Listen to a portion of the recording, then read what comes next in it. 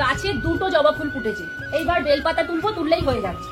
প্রতিদিন এইভাবে কাজ করলে সংসারের লক্ষ্মীশ্রী বজায় থাকে। প্রত্যেকদিন কিছু কিছু কাজ বা নিয়ম বলতে পারো, সেগুলো আমাদের মেনে চলতে হয়, তাহলে আমাদের সংসারের মঙ্গল হয়। যেমন ধরো সকালবেলায় ঘুম থেকে উঠে যেরকম আমরা বেডটাকে ক্লিন করি, মানে বেডরুম, বেড, কিচেন রুম যেরকম আমরা পরিষ্কার করি, সেরকম ঠাকুর ঘরটাও পরিষ্কার করতে হবে। তবে কিন্তু প্রত্যেক দিন তো আমরা সময় পাই না, তো ওই কারণেই বৃহস্পতিবার দিনটাই আমি বেছে নিই। তো ওই দিনটায় ঠাকুর ঘরটা সুন্দর করে পরিষ্কার করে ঠাকুরের সেবা দেওয়ার চেষ্টা করি। দেখো সারা সপ্তাহ তো ঠাকুর ঘরটাকে ক্লিন করা হচ্ছে না, তো একটা দিন আমাদের বেছে নিতে হবে ঠাকুর ঘরটাকে পরিষ্কার করার জন্য। দেখো মা লক্ষ্মী কিন্তু সবসময় পরিষ্কার পরিচ্ছন্ন জায়গায় থাকতে ভালোবাসে। ঘরের কোণে বা রান্নাঘরে ধুলো জমা, নোংরা জমা জায়গায় কিন্তু থাকতে পারে না। ঠাকুর ঘর সবসময় পরিষ্কার পরিচ্ছন্ন করে রাখতে হয়, এবং ঠাকুর ঘরে ওই জন্য মানুষ ধুনো ধূপ দেয় বা কর্পূর দিয়ে রাখে, যাতে সুগন্ধে ঠাকুর ঘরটা সবসময় ভরপুর থাকে।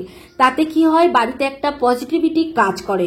আর এই যে তোমরা শাড়িটা দেখছো, এটা মা দিয়েছিল জানো তো, একদম পরা হয়নি। তো আজকের এই শাড়িটা পরেই পুজো করব। নমস্কার বন্ধুরা, শুভ সকাল। তোমরা কেমন আছো? আশা করি তোমরা যে যেখানে আছো সবাই খুব ভালো আছো, সুস্থ আছো। আজকের বৃহস্পতিবার, সকাল এখন 8টা মতো বাজে। এখন থেকেই তোমাদেরকে সাথে নিয়েই নতুন আরো একটি ব্লগ আমি শুরু করছি। তো চলো, দেখো রেডি হয়ে গেছি, আজকে নতুন শাড়ি পরেছি। তো এইবার পুজো দিতে যাব। ঠাকুর ঘরে অনেকটা কাজ আছে, সেইগুলোই তোমাদের সাথে শেয়ার করব। তো চলো। আর আজকের আবার অশোক ষষ্ঠী আছে, তো আমি ষষ্ঠী করেছি। আর সারাদিন কি কি খাবো, কি করব, কিভাবে পুজো দেব, সবটাই তোমাদের সাথে শেয়ার করব।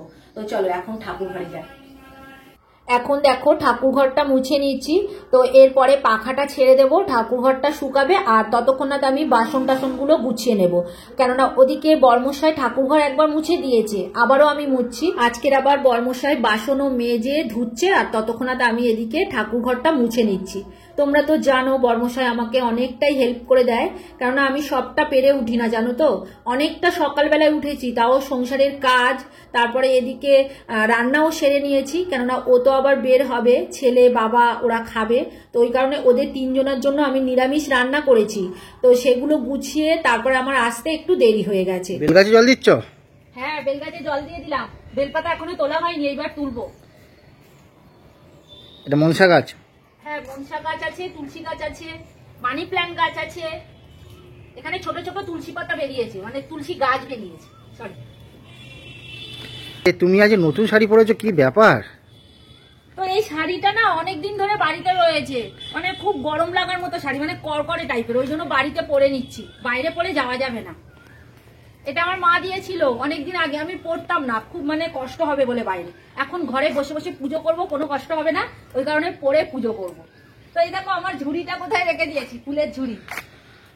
বাবা সকালবেলায় ফুল তুলেছিল, তো কত রকম ফুল হয়েছে দেখছো, কত রকম ফুল হয়েছে।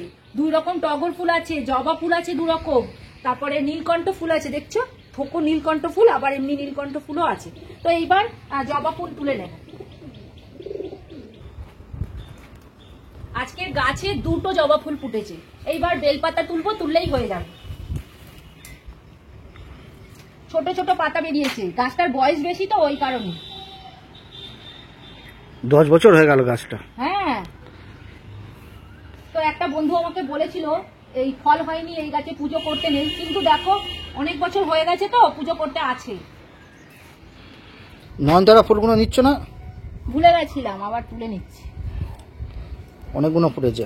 হ্যাঁ, কত রকম ফুল ফুটেছে, আবার আজকে কিনেও নিয়ে এসছে ফুল। তো সবকিছু দেখো নিয়ে নিয়েছি, এবার পুজো করে নেবো। চলো। এ কি বলছে?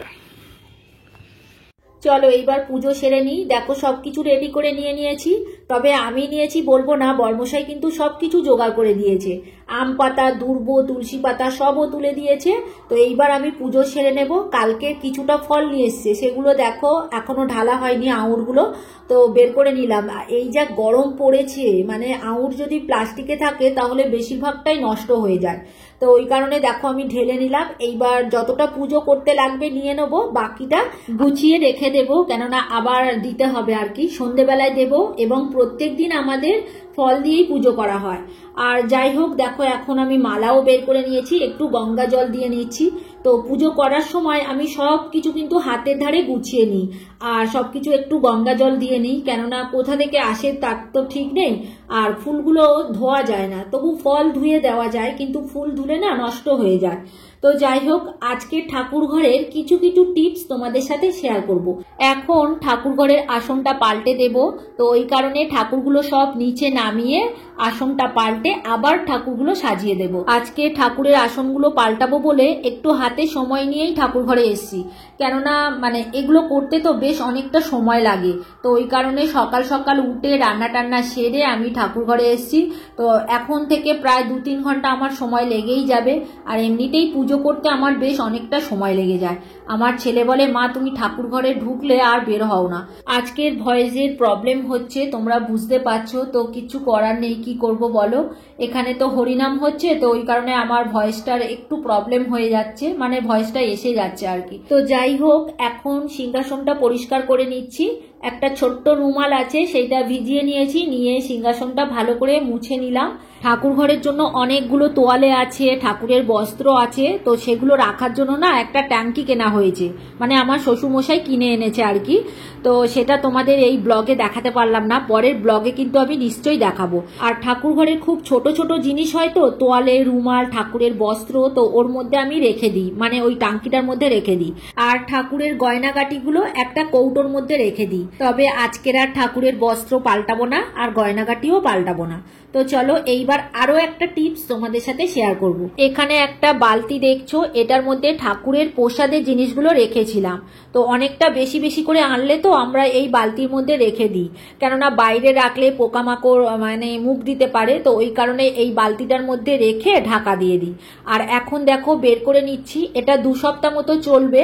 তো এখন কৌটোতে সব ঢেলে নেব। কৌটো সবটার আছে, তো যেগুলো বেশি হয় কৌটোতে ঢেলে সেগুলো আমি বালতির মধ্যে রাখি। আর এগুলো নিয়ে এসেছিল রবিবার দিন, তো তোমাদের ব্লগে দেখিয়েছি, সেই দিনকে বাজার গুছিয়েছিলাম, তো সব বালতির মধ্যে রেখে দিয়েছিলাম। আজকের কৌটোতে ঢেলে গুছিয়ে নেবো ঠাকুর ঘরে। তো বর্মশাই এগুলো করার সময় পায় না, ও আসলে পুজো সেরে উঠতে উঠতে ওর 1.5-2 ঘন্টা চলে যায়, তারপরে আবার খাওয়া দাওয়া করে বের হয় অফিসে। তো ওই কারণে ওকে আমি বলি না, আমি বেশিরভাগ সময় এইগুলো ঢেলে ঢুলে নিই। আজকের বর্মশাই একটু তাড়াতাড়ি অফিসে যাবে, ও আমাকে খেতে দিতে ডাকছিল। তো আমি বললাম, আমি এখন তো পুজোর এদিকে আছি, আজকের আর দেবো না, তুমি একা নিয়েই খাও। আর ও একা নিয়ে খেতে পারে না, তবু আজকের বললাম যে নিয়েই খাও, কেননা আমার সময় নেই। এদিকে কাজ করতে করতে আবার ওদিকে দেওয়া যায় বলো, এটো সক্রি আবার হাত দেবো। তো ওই কারণে ওকে বলেছি তুমি নিজে নিয়ে খাও। আর বাবাকে বলেছি একটুখানি চিড়ে ভিজিয়ে খাও, দুপুরবেলা একেবারে ভাত খাবে।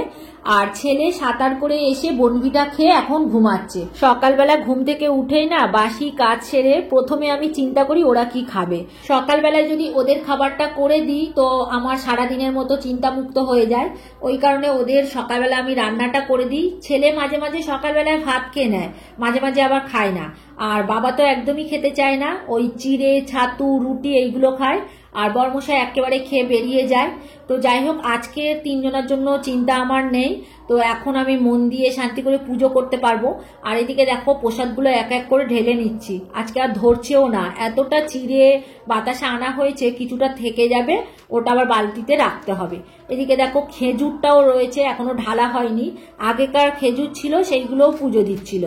আর বাবা যে বাদাম ছাপাটা এনেছিল সেটা তো রেখেছিলাম, আজকের পুজো দেব, কেননা আজকে তো অশোক ষষ্ঠী আছে আর বৃহস্পতিবার।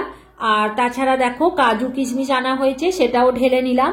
আজকের আমি কিন্তু ভাত খাবো না, আমি সাবু, ছোলা, ফল এইগুলোই খাবো।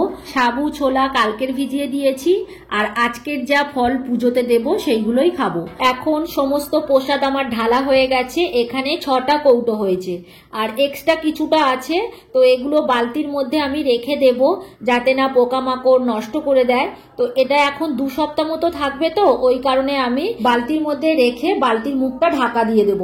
আর কিছু ফল যদি এক্সট্রা হয়, পুজো করার পরে যে ফলটুকু থাকে সেটুকু আমি কিন্তু পলিথিনের মধ্যে ভরে এই বালতির মধ্যে রেখে দিই, কেননা বাইরে থাকলে পোকামাকড় মুখ দিতে পারে, তোমাদের আগেই বলেছি, ওই কারণেই আমি বালতির মধ্যে রাখি। তো যাই হোক, এখন দেখো সমস্ত কন্টেনারগুলো আমি সাজিয়ে দিচ্ছি। এটা ঠাকুর ঘরের মধ্যে একটা সাইডেই রাখা থাকে। তো দেখছো এখানে ঘি আছে, একটা বড় শিশিরে না ঘি আনা হয়েছিল এর আগে, যে ওই যে পুজো গেল, মানে সরস্বতী পুজো মনে হয়, তো তখন একটা বড় কৌটো আনা হয়েছিল। এখন তো ঘি প্রত্যেক দিন লাগে, যেহেতু আমাদের ভোলে বাবা আছে, নারায়ণ শিলা আছে, বর্মশাই প্রত্যেক দিন ভোলে বাবা নারায়ণ শিলাকে ঘি মধু মাখিয়ে অভিষেক করায়। আমি অবশ্য করাই না, কেননা মেয়েদের কিন্তু নারায়ণ শিলায় হাত দিতে নেই। তো যাই হোক, দেখো এখন কৌটোগুলো সাজিয়ে নিয়েছি। তো এইবার প্রত্যেক দিন যখন আমরা পুজো করব, এখান থেকে নিতে সুবিধা হবে।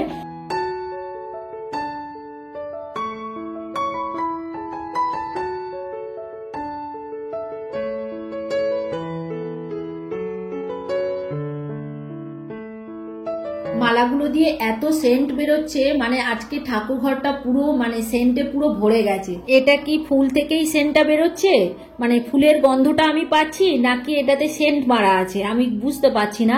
তো যাই হোক, এদিকে দেখো কিছুটা মালা কিন্তু এখনো রয়েছে, ঠাকুরকে পরানো হয়নি। তো চলো এবার সবকিছু জোগাড় করে নিয়ে নিয়েছি, তোমাদের আরো একবার দেখিয়ে নিই।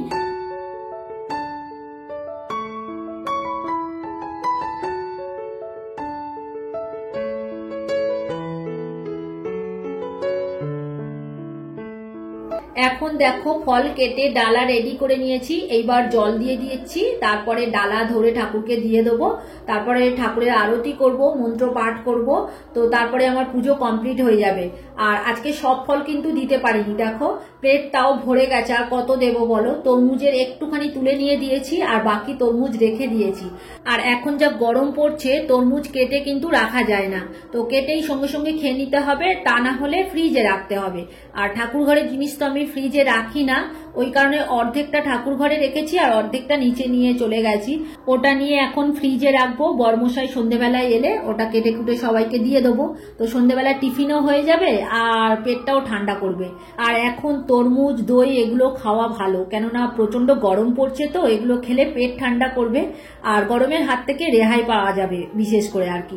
আর আজকে ঠাকুর ঘরের ঘরটা স্থাপন করা তোমাদেরকে দেখায়নি, কেননা এর আগের ব্লগগুলো কিন্তু আমি ওটা দেখিয়েছি, ওই কারণে আজকের আর দেখালাম না।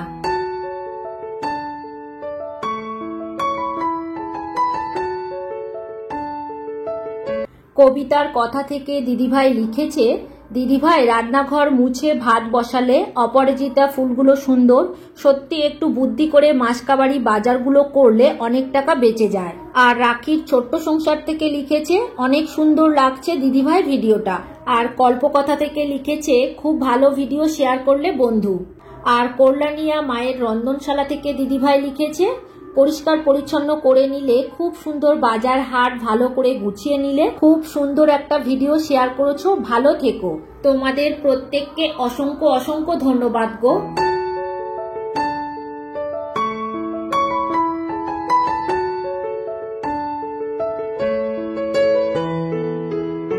এর আগের ব্লগে একটা দাদাভাই কমেন্ট করেছিল, মা লক্ষ্মীকে গণেশের ডান দিকে রাখতে হয়।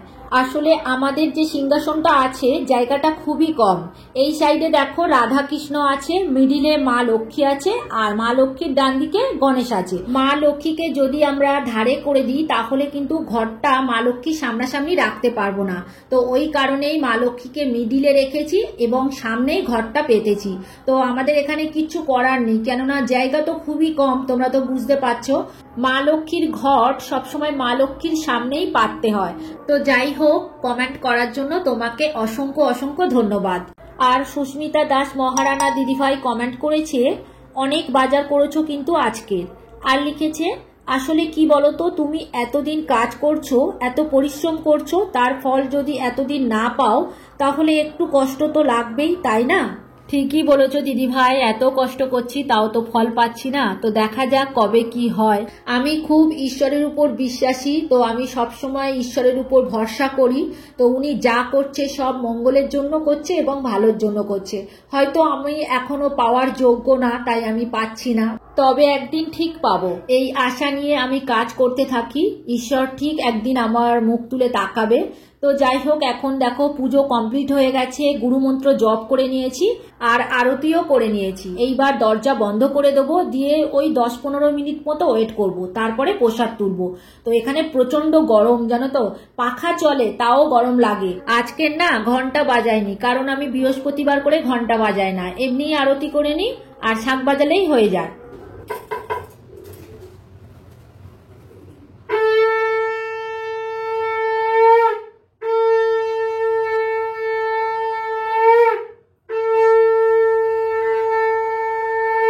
সংসার বৃন্দাবন থেকে দিদিভাই লিখেছে, খুব ভালো ভিডিও দিদিভাই, অনেক ভালোবাসা রইল। আর কল্যাণীয়ার হেসেল থেকে দিদিভাই লিখেছে, সত্যি দিদিভাই তোমার প্রত্যেকটা কাজ খুব সুন্দর, খুব ভালো লাগলো পুরো ভিডিওটি দেখতে। তোমাদেরকে অসংখ্য ধন্যবাদ কমেন্ট করার জন্য। তোমরা সবাই ভালো থেকো, সুস্থ থেকো আর এইভাবেই সবসময় আমার পাশে থেকো আর ভালোবাসা দিও। পুজো করা আমার হয়ে গেছে, তো প্রসাদ নিয়ে চলে এসেছি, এই দেখো। আর আজকে কি কি খাবো সবটাই তোমাদের দেখাবো, আগেই বলেছিলাম। এখানে অশোক ফুল নিয়ে নিয়েছি আর মুগ কড়াই নিয়েছি, তো 9টা করে আছে, এইগুলো কলা দিয়ে খাবো, মানে চিবাবো না, গিলে নেব, এই হচ্ছে ব্যাপার। আর এখানে দেখো সাবু ভিজিয়ে দিয়েছি, কতটা জানো তো, এতটা খেতেও পারবো না, ভুল করে অনেকটা ভিজিয়ে দিয়েছি। আর ছোলা ভিজিয়ে দিয়েছি, তো আজকে এইসব খেয়ে নেবো দুপুরবেলা। তো চলো এইবার খাওয়া দাওয়া সেরে নিই। প্রথমেই অশোক ফুল, কলা আর মুগ কড়াই খাবো, খেয়ে একটু জল খেয়ে তারপরে প্রসাদ খাবো।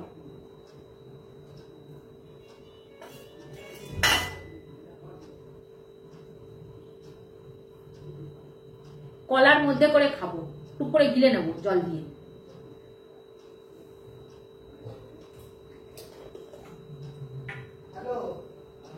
এখন প্রসাদ তো খেয়ে নিচ্ছি। বাবা ছেলেকে কতবার বললাম প্রসাদ খেতে, ওরা তো খেলো না, কারণ ওরা সবে ভাত খেয়েছে, তো ওই কারণে খাইনি, আমি খেয়ে নিচ্ছি। আর বাবা বলছে তুমি খেয়ে নাও, অনেকটা বেলা হয়ে গেছে।